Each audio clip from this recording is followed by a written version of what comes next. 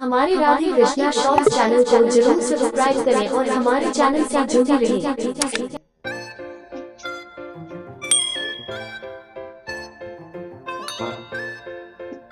ऐसे होगा धरती का विनाश, जानिए पुराणों की भविष्यवाणी। प्रलय का अर्थ होता है संसार का अपने मूल कारण प्रकृति में सर्वथा लीन हो जाना। प्रकृति का ब्रह्म में लीन हो जाना ही प्रलय है। ये संपूर्ण ब्रह्मांड ही प्रकृति कही गई है, इसे ही शक्ति कहते हैं। हिंदू शास्त्रों में मूल रूप से प्रलय के 4 प्रकार बताए गए। पहला, किसी भी धरती पर से जीवन का समाप्त हो जाना। दूसरा, धरती का नष्ट होकर भस्म बन जाना। तीसरा, सूर्य सहित ग्रह नक्षत्रों का नष्ट होकर भस्मीभूत हो जाना। और चौथा, भस्म का ब्रह्म में लीन हो जाना, अर्थात फिर भस्म भी नहीं रहे, पुनः शून्यावस्था में हो जाना। इस विनाश लीला को नित्य, आत्यंतिक, नैमित्तिक और प्राकृत प्रलय में बांटा गया है। जिसका जन्म है उसकी मृत्यु भी तय है, जिसका उदय होता है उसका अस्त होना भी तय है, ताकि फिर उदय हो सके।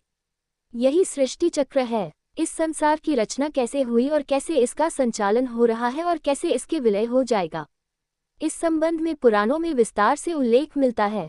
पुराणों में सृष्टि, उत्पत्ति, जीव उद्भव, उत्थान और प्रलय की बातों को सर्गों में विभाजित किया गया है।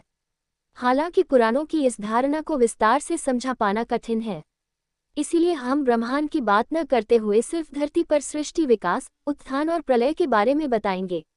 जब जब पृथ्वी पर प्रलय आता है, भगवान विष्णु अवतरित होते हैं। पहली बार जब जल प्रलय आया तो प्रभु मत्स्य अवतार में अवतरित हुए, और कलयुग के अंत में जब महाप्रलय होगा तब कल्कि अवतार में अवतरित होंगे। अगले पन्ने पर कब होगी प्रलय जानिए। कलयुग के अंत में होगी प्रलय, तब कैसा होगा माहौल। श्रीमद्भागवत के 12 स्कंद में कलयुग के धर्म के अंतर्गत श्री शुकदेवती परीक्षित जी से कहते हैं, ज्यों ज्यों घोर कलयुग आता जाएगा, त्यों त्यों उत्तरोत्तर धर्म, सत्य, पवित्रता, क्षमा, दया, आयु, बल और स्मरण शक्ति का लोप होता जाएगा। अर्थात लोगों की आयु भी कम होती जाएगी जब कलिकाल बढ़ता चला जाएगा। कलयुग के अंत में जिस समय कल्कि अवतार अवतरित होंगे, उस समय मनुष्य की परम आयु केवल 20 या 30 वर्ष होगी। जिस समय कल्कि अवतार आएंगे, चारों वर्णों के लोग शूद्रों, बोने के समान हो जाएंगे। गौएं भी बकरियों की तरह छोटी छोटी और कम दूध देने वाली हो जाएगी। वर्षा नहीं हुआ करेगी, भयंकर तूफान चला करेंगे। कलियुग के अंत में भयंकर तूफान और भूकंप ही चला करेंगे। लोग मकानों में नहीं रहेंगे, लोग गड्ढे खोद कर रहेंगे। धरती का 3 हाथ अंश अर्थात लगभग 4.5 फुट नीचे तक धरती का उपजाऊ अंश नष्ट हो जाएगा।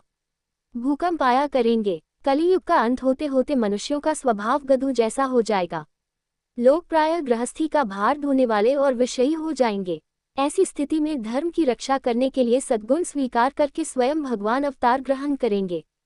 सूक्ष्मवेद अनुसार राजा हरिश्चंद्र जी जो वर्तमान में स्वर्ग के अंदर है, वही श्री विष्णु जी की आज्ञा से कल्कि नामक अवतार धारण कर आवेंगे। वे विष्णु लोक में विराजमान हैं, जहां वे अपने पुण्यों का फल भोग रहे हैं। ऐसा होगा प्रलय का नजारा। पहली भविष्यवाणी। महाभारत में कलियुग के अंत में प्रलय होने का जिक्र है, लेकिन ये किसी जल प्रलय से नहीं बल्कि धरती पर लगातार बढ़ रही गर्मी से होगा। महाभारत के वन पर्व में उल्लेख मिलता है कि कलियुग के अंत में सूर्य का तेज इतना बढ़ जाएगा कि 7 समुद्र और नदियां सूख जाएंगी। संवर्तक नाम की अग्नि धरती को पाताल तक भस्म कर देगी।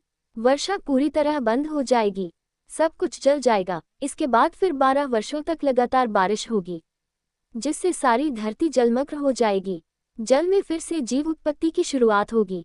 अगले पन्ने पर प्रलय की तीसरी भविष्यवाणी। महाविनाश कब होगा जानिए। श्रीमद्भागवत के अनुसार ऐसा माना जाता है कि 2 कल्पों के बाद सृष्टि का अंत होता है। हर कल्प में एक अर्थ प्रलय होती है। 2 कल्पों का अर्थ है कि 2000 चतुर्युग। इसी प्रकार दूसरा कल्प पूरा होने पर प्रलय आता है, यानी सृष्टि का विनाश हो जाता है। इसके बाद पुनः सृष्टि की उत्पत्ति होती है और यही क्रम अनवरत जारी रहता है। क्या है कल्प? मनुष्य का 1 मास, पितरों का 1 दिन रात। मनुष्य का 1 वर्ष, देवता का 1 दिन रात। मनुष्य के 30 वर्ष, देवता का 1 मास। मनुष्य के 360 वर्ष, देवता का 1 वर्ष, दिव्य वर्ष। मनुष्य के 4,32,000 वर्ष, देवताओं के 1200 दिव्य वर्ष अर्थात 1 कलियुग। मनुष्य के 8,64,000 वर्ष, देवताओं के 2,400 दिव्य वर्ष अर्थात 1 द्वापर युग। मनुष्य के 12,96,000 वर्ष, देवताओं के 3,600 दिव्य वर्ष अर्थात 1 त्रेता युग। मनुष्य के 17,28,000 वर्ष अर्थात देवताओं के 4,800 दिव्य वर्ष अर्थात 1 सतयुग। इस सब का कुल योग मानव के 43,20,000 वर्ष अर्थात 12,000 दिव्य वर्ष अर्थात एक महायुग या एक चतुर्युगी चक्र। इसी प्रकार 71 युगों का एक मनवंतर होता है जिसका मान 30,67,20,000 मानव वर्ष होता है।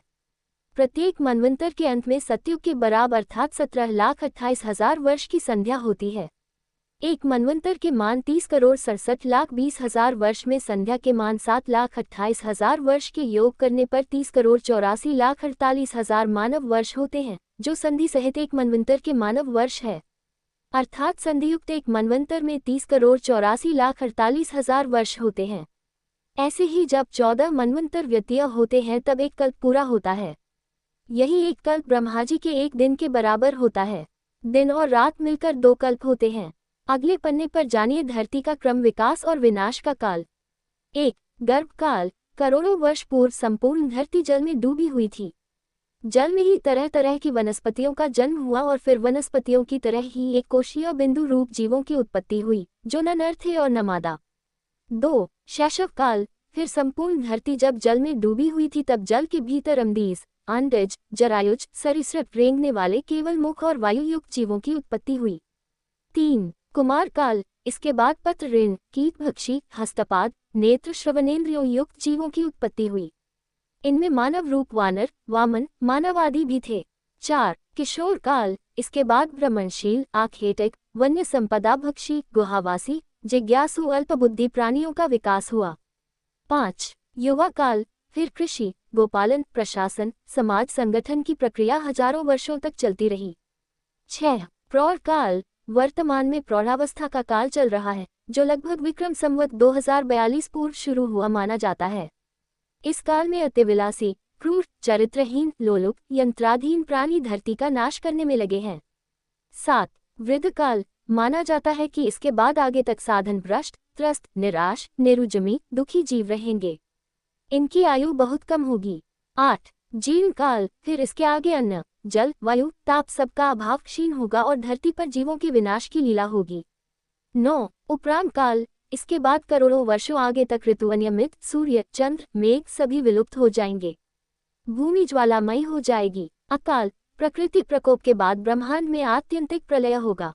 वेब दुनिया पर पढ़ें। समाचार, बॉलीवुड, ज्योति, लाइफस्टाइल, धर्म, संसार, महाभारत के किस्से, रामायण की कहानियां रोक और रोमांचक सभी देखिए, जरूर पढ़ें। गुरु पूर्णिमा कब है, जानिए पूजा का शुभ मुहूर्त, मंत्र और पूजन विधि। सावन सोमवार 2024 रेशियो 2 राजयोग में शुरू हो रहा है। सावन सोमवार रात्रि में कर ले मात्र 2 उपाय, शिवजी होंगे प्रसन्न। सावन के महीने में रुद्राक्ष धारण करने से होता है भाग्योदय, जानिए कैसे चयन करें अपने लिए सही रुद्राक्ष। सावन मास कैलेंडर 2024, सावन month 2024 calendar. Guru Purnima career में आ रही है रुकावट तो ऐसे करें गुरु पूर्णिमा पर पूजन। सभी देखें धर्म संसार।